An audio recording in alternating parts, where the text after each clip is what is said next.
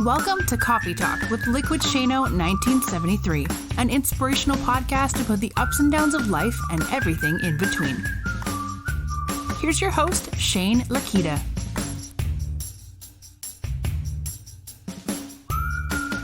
Hey, good morning, everybody. It's another episode here of Coffee Talk with Liquidshano 1973, and I'm back. I'm back again for a second podcast for the week. So I'm having a lot of thoughts.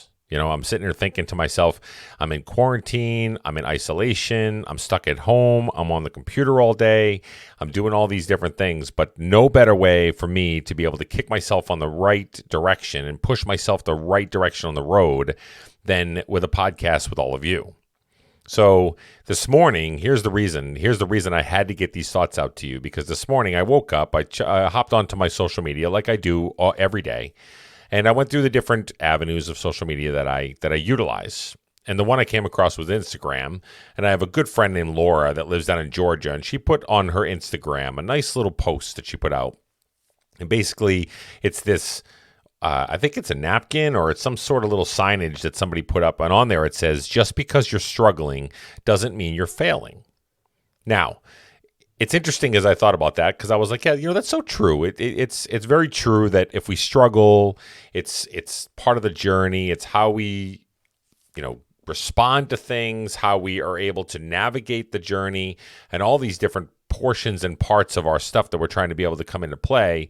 If we're working towards a really good thing, then at the end of the day, that struggle doesn't mean that you're failing. It just means you're trying to work on some of the bigger pictures and bigger things that you're trying to accomplish. So whatever your goals are, whatever you're trying to shoot for, if you struggle and you fall on your face, you don't treat it as being the end all be all. You treat it as a energy boost or something that can look at it to say, you know what, but I'm only trying to better myself, and I'm only trying to get better in the environment that I'm in, and to be the best version of myself and keep pushing things forward. Now, I like that. I really do. I like the concept of that. It really got me thinking. But here's how I took it to the next level, to be honest with you, that I was thinking to myself, how can I make it relatable to me and my journey and the long-term journey that I'm on? Because I don't think there's any finality to my journey. My journey is to invest in others. My journey is to make impacts in people's lives. My journey is to lose weight. My journey is to be healthy, a great dad, a great husband. I've got all these goals that are all set out in my journey. So I don't know if they necessarily have an end product or an end value. So the end finality and value of these different things that we're trying to work on is what I want to talk about for a second. You know, on there it says, struggling doesn't mean you're failing, okay? So failure doesn't define you, is what it's basically saying. So if you fail at something, or you fall, or you skin your knee, or you're not really doing all that well at something, and you go through the process of trying to work at it, but you fail, does not mean it's over. It does not mean that your life is over and it's all done. What it means is you're going to learn from it. You're going to pick yourself back up. You're going to put the pieces all back together. You're going to hone your skills, sharpen your blades, and get ready to get back at it and kick some tail in some other way, trying to be able to continue to drive down the road of being the best version of you, right? So failure does not define you. Failure is an outcome of a journey or a path or something that you're trying to be able to take. And the outcome doesn't have to be a final outcome. It can be a momentary outcome of the full journey that you're on. So whatever the path is, whatever the chapters of that major book, it's just one of the chapters. It may even not be a full chapter. It might just be a small little snippet of a full chapter. Now, we as human beings take failure as something that is devastating to us, and we treat it like it's the final product. We treat it like, oh my goodness, you know what? I failed at that. I'm such a failure. I'm the worst person. I'm the worst thing. I always set goals for myself, but I fail all the time. I'm trying to lose weight, but I can't do it because I fail at it. I've failed at it in the past. I'm not wired that way. I'm not wired to diet. I'm not wired to run marathons. I'm not wired to be successful at work. I'm always going to be a failure. And we convince ourselves of the negative side of things when we should be doing the absolute opposite things. But that's okay. That's another day, another topic. But right now, what I want to focus in on is the end product. If it's a failure at the end product, it doesn't mean it's the end of the game. It just means you have to adjust and pivot and move forward. and adjust what the goal might be, adjust the time frame you want to fall into, adjust the size of the goal, adjust different pieces to your journey. So we'll talk about that portion in maybe the second half of this podcast. So on the other end of the spectrum, if failure does not define you, here's something that I think that people will be surprised when I say, because I don't think success defines you either. Whoa, right? Success nor failure define you as a person. Sometimes success is given. Sometimes success is you stumbled upon it. Sometimes success is like cash values, or maybe you win the lottery or those kind of things, but it doesn't define you as a person. And when we're trying to work towards something and we're successful at something, here's the problem. And I'm going to tell you a little bit of my brain work of where I'm at in the weight loss journey and where my travels and my whole entire spectrum that I'm looking at. I was successful in the fact that I lost 100 pounds. I got to that 100-pound mark, and mentally, I shut it off. I turned it off in my head, because then I thought to myself in my head after I lost 100 pounds, am I done? Is my journey complete? Am I finished? And mentally, I said to myself, yes, I am. When I knew that I wasn't. I knew that I had further goals to get to, but mentally, I started to say to myself, I'm successful. And I started to hear from people, wow, your journey is amazing. You've lost so much weight. You've got so much on your, so much experience, and it's so great. How did you do it? And then you start to get not an ego, but you start to build it up in your brain of, yeah, I'm successful. This is awesome. Then you start to eat the things you're not supposed to eat. Then you start to be lax in your journey and the things you're trying to be able to focus on and the things you want to try to do. Success sometimes breeds bad behaviors as well. Now, you would always think to yourself, if I've got goals and I've got things that I want to accomplish, if I'm successful at those, that's the outcome that we want, isn't it? Well, yes, but success at the end of it is something you have to really take a look at. Are you prepared for that success? In the last episode, I talked a little bit about Wes Tankersley, his podcast that he did with me, and we talked about defining what success is. And I talked a little bit in the last podcast of what that success might look like. Have you looked at it and really defined what that success might look like? Well, in this one, what are you going to do if you are successful? Do you have a plan after the plan? If you get to the point where you're successful and you hit the targets that you want to hit, is there a secondary plan after that? Do you have a contingency towards the back end plan of the large plan that you've been trying to work on? A lot of people that have lost weight, or maybe they've lost weight quickly, or they've gone through surgeries, or they were low carbon, or whatever it is, and they lose the weight fast and they get to the goal that they've got to get to. What happens about 7 out of 10 times after that? They end up putting the weight back on, if not double or triple, at a quicker speed than it was to take it off. Then they consider themselves to be a failure. So you went from success to failure in 2 seconds. After a long, arduous, and tedious journey to be able to get yourself to where you need to be to feel good about yourself, you weren't prepared for that success. Then when it came, you were like, oh, wow, this is great. And now I can go back to the same old habits that I was doing before. Or I can go back to the same mindsets. Or I can go back to the same people that I was surrounded by. Or whatever it is you're trying to accomplish. If you hit the success factor and you hit the place that you want to go to, are you prepared to get there? That's the first thing, right? So that's why I say success doesn't define you either. Because sometimes you're not necessarily ready for success. You're given success and you're like, whoa, what do I do with this? But here's the part that defines you. If I've already started off by saying failure doesn't define you, and I already started off by saying success doesn't define you, then what does define you? What defines you as a person? What defines you as a human being, as a hardworking individual, as character-built person? What defines you? Well, I'll tell you what it is. From my opinion only. It's the mushy-gushy, squishy things that are in between the start of goals and the end of goals. When you start to be able to go down this journey of whatever it is you're trying to be able to find, whether you end in success or failures, it's really how and what you're doing in between. I wrote down some really quick facts that I was thinking of, and I wrote down these little points that I was saying, these are the things that define me in my journey in between my starting point and my success point. Okay? One of them, things like how we pivot. How do we respond to noise? How do we respond to adversity? How do we respond to earthquakes that are happening along the path that we're trying to walk? Right? How do we pivot and make adjustments towards moving forward? How do we react? Are we emotionally driven during that time frame that we react so emotionally that it overtakes all of our being and we become overeaters, overthinkers, oversmokers, overdrinkers, over anything, and we respond in an emotional, reactionary way? How do you react during those times makes you who you are. How do we adjust is another one that I listed. How do we adjust when the path may be going down the road that we're looking at, but it may change a little bit. Maybe the path turns a little bit to the left, and it's not necessarily so far off course that you have to pivot and move things around, but you got to adjust maybe the speed or the angle or whatever it is that you're trying to be able to go for the targets that you're going for. How do we adjust to that? That also makes you who you are. It defines you, how we adjust, how we pivot, how we react, how emotional we are. How about, what do we have to do if we have to change course?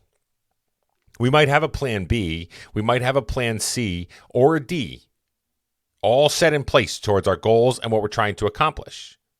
But if we're not willing to take those plans down the road of B, C, and D, and then how we emotionally respond to having to do that, to think to yourself, am I a failure at plan A? Now we're getting into some deep stuff, right? Now we're getting into the workings of what the brain is. And this is the space that I get into, that I'm looking at for myself, that I say, man, why did I fail at plan A? Why did I have to adjust? What did I do wrong? What's wrong with me that I couldn't achieve what I wanted to achieve with plan A? Right? I know all of you have been through this before. All of you have had a course set in your mind of what you're going to be able to do and accomplish and go for.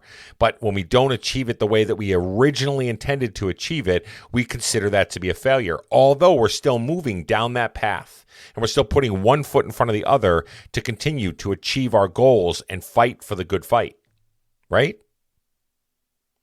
All of us have been there. So how you change course and your response towards changing that course to going towards your alternative plans and your contingency plans getting there are really important, and they define who you are because it's how you're adjusting, how you're emotionally driven and moving down that road. Now, the emotions are the hard part, right, guys? We when you're looking at it, when you're thinking about it, our emotions drive our behaviors. Our emotions drive whether you're an overeater. Our emotions drive whether that somebody is an overdrinker. Yes, some of it is habitual. Some of it is, habit forming or addictions and those kind of things. But they all usually stem from somewhere of the point we get to the point where we respond and we react and we're emotional about certain things, drives us towards those behaviors. And then you become addicted or dependent on those kind of things, right? I'm not a medical scientist. I'm not a medical person or a professional. I'm just a guy that's been through it. And I know how I respond to things. And I'm emotional. So if I'm emotional towards something, I know what my triggers are. I know exactly what direction that my body takes me and my mind takes me. The hard part is stopping myself from going down that road. But if I then start to think to myself, I'm right now in the most important time of my life where I'm in this definition phase of who I am as a person, in between the start of my journey and whatever the completion of this part of my journey is, this is the important portion that defines me as a person. And if I can approach it that way, and I can think to myself, what am I going to do during these times of stress, times of tumults, times of all these things going on, is even more important than ever to be able to make sure that I jot these things down and I take a look at how I respond to things. What am I doing? How did I pivot in the situation? How did I react to that? Do I think of myself as a failure when I had to go to plan B, plan C, and plan D? How well did I adjust? How well did I get the folks around me to adjust with me? Did I change course effectively? Did I change course in a way that helped me in the long run, or was it a derailer? Right? Here's another important one that I wrote down. During this time, when we're in this mushy, gushy, squishy time, right? This time where it's all about emotions and it's all about how we're responding and all that stuff. And it's not about the outcome nor the start because we already have those down pat. It's all about how we treat others during the time. Because you have people that are in your corner no matter what. And how we respond emotionally with those individuals matters. Because I need people in my corner. I need a tribe. I need people to be able to say to me, it's okay, buddy. It's okay not to be okay. Or it's all right if you feel that way today, back at it tomorrow. Or, hey, good morning, I'm just checking in on you. I wanted to see how you're doing. I need folks like that in my corner because I'm emotional just like anybody else is. I try to play Mr. Tough Guy. I try to play Mr. I'm a badass dad or I'm a badass husband and I'm ready to go and I can take on anything and I'm good to go. But it's okay to cry every once in a while and take that whoever that person is in your tribe, whether it's your spouse, your friend, relative, whatever it is, grandfather, parent, whatever it is, whoever that person is for you in your tribe, you know they're there for you. Sometimes with tough love, sometimes with affection, sometimes with compassion, whatever it is, empathy or anything. Those are your tribe. Those are your tribe members. Those are the people that are going to tell you like it is, and they're going to help you to be able to get you to where you need to be. Here's the other side of that coin, though. You have to treat those people well. Be there for them. Invest in them. Make sure that you're checking your emotions during this time when we're talking about how it all defines us and the definition of who we are and the character of who we are. Because if you abuse those folks and you come at those folks in an inappropriate way, or you come at them with I don't know, anger or angst or any of those things, you're going to wear those people down to the point where they're not going to want to be in your corner as much as they once were. And I share that from personal experience because I've used and abused, not physically, but mentally, the people that are my biggest advocates. Because it's about me. My emotions are taking over. You need to cater to my needs at this moment in time. This is in my past, right? I've learned a lot as I've aged and I've been doing this podcast and this journey and been around a lot of people. I will tell you, I've learned and I've grown up and I've matured in a way that I know that I've got to invest in others to understand that they need to invest in me. And I used to treat it the other way around. I used to look at it like, well, I'm going through a lot right now. Why aren't you here for me right now? How come you're not being here for me right now at this moment that I feel that the energy is coming against me or the world is crumbling all around me? Why aren't you there for me? Instead of, I got to invest in them. And if I'm doing that and they're part of my tribe and we have a good push-pull situation going on, those people matter to me and how I treat them is going to eventually matter in the long run. And they're going to want to fight for and be there for and lift an individual up that when this squishy, mushy, gushy time happens, they're going to want to be there for you because you are aware and you're emotionally intelligent and you're investing and you're doing the right things and not just this emotional wreck that's going to take out whatever it can around you to make sure that you can get yourself back on the path that you have to.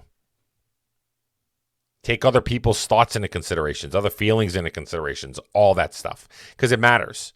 So the list of items that I was talking about during this time where success doesn't define you, nor does failure define you, but the middle stuff does. This is important to take these things into consideration. And I'll go through them again for you. If you've got a pen and paper, write them down only because I wrote them down and I think that they're really important to cover and go over and plan for and be a part of, right? So first of all, you need to ask yourself, what happens if I don't succeed? Do I treat that as a failure and am I ending the game of those goals?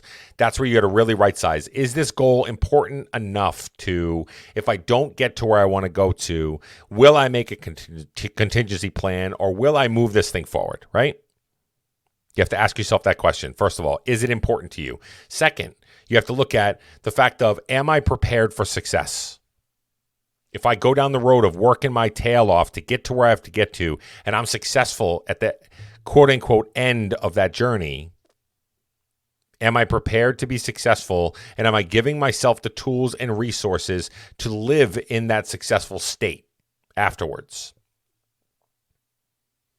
I was thinking the other day, a lot of these weight loss journeys and weight loss plans that people are on, they prepare you for losing weight, lose weight, lose weight, lose weight all over the place. Keep losing, get to where you got to get to.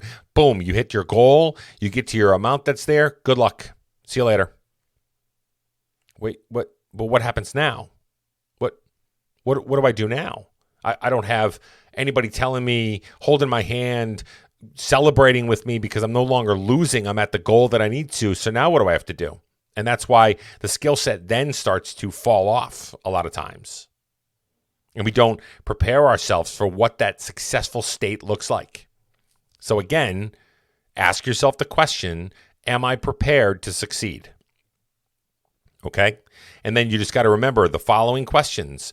Give these as a list of items to think about during the middle phase, between the start and the end of whatever that journey is. Okay? How well are you at pivoting?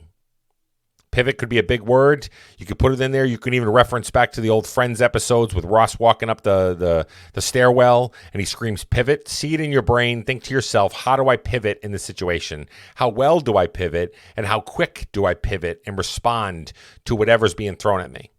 Right? How do I react? Listed as another item. How do I react emotionally? How do I react physically? And how do I react mentally when the crap hits the fan and things aren't going the way that I need them to? And life happens and things are thrown at you and you've got all kinds of different stuff going on, right? So how do I react? How do I emotionally, mentally, and physically react and adjust? And how quick am I to respond to it? And do I have the plan in place to have somebody in my corner to be able to help me while I'm going through the adjustment phase and the pivoting phase and the rechanging of course or whatever it is that you're trying to be able to move forward with? You need somebody there to be able to check in on you, to be able to say, okay, you're in the muck right now. You got a lot going on. What's your plan? Where are you at? Tell me more. Have you adjusted? Have you got plan B already in place? What's happening? That tribe piece that I was talking about earlier, those are your people that are in the trenches with you. Those are the people that are going to be successful and help you to be successful moving forward. And along the way, they're going to learn from them helping you.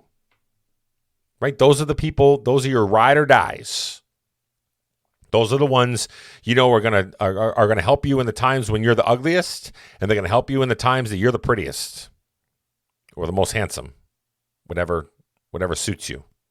I like to say that I like to be at my prettiest, right? So just remember, okay? Successes that you find do not define you. Neither do the failures define you. It's the middle stuff. It's the stuff in between the starting line and the finish line, or the proverbial somewhat of a quote-unquote finish line. Because at the end of the day, just like our Facebook group says, there is no finish line. It continues to move.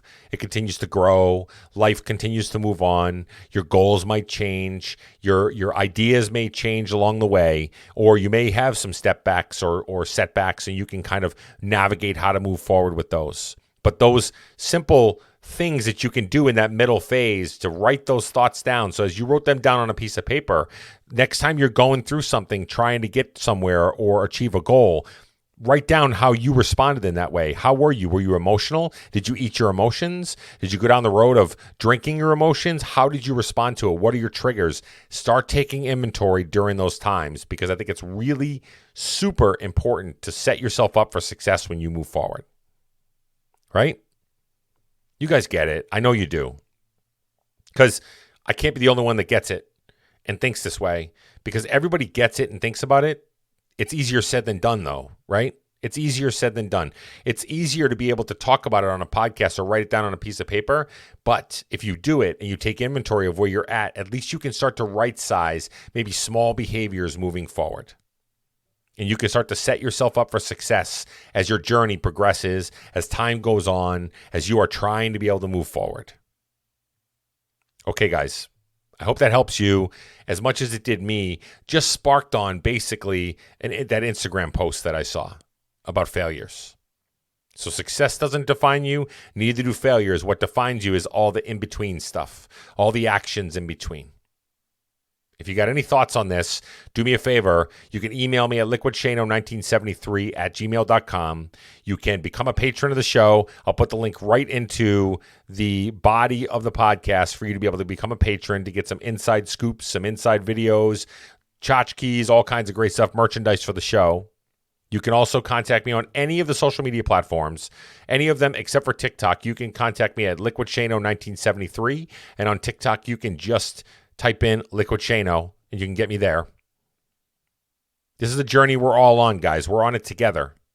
The road that we're taking, it helps when you have people in your corner or people going through the same things that you're going through, because now you can relate to people and you can ask for advice and ask for tips. It's okay to reach out to your tribe, to be able to say, what do I do here? What does success look like for you? Especially if you know somebody that's been successful and continued that success moving forward, tap into those resources if you know somebody like that. All right?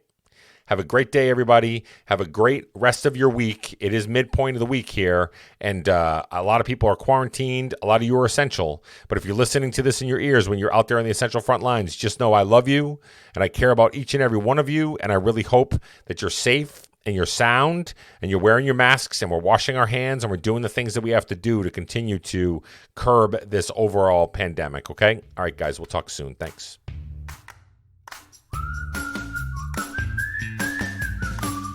Thank you for listening to today's podcast. Please do us a favor and leave feedback and a 5-star rating on whatever platform that you use.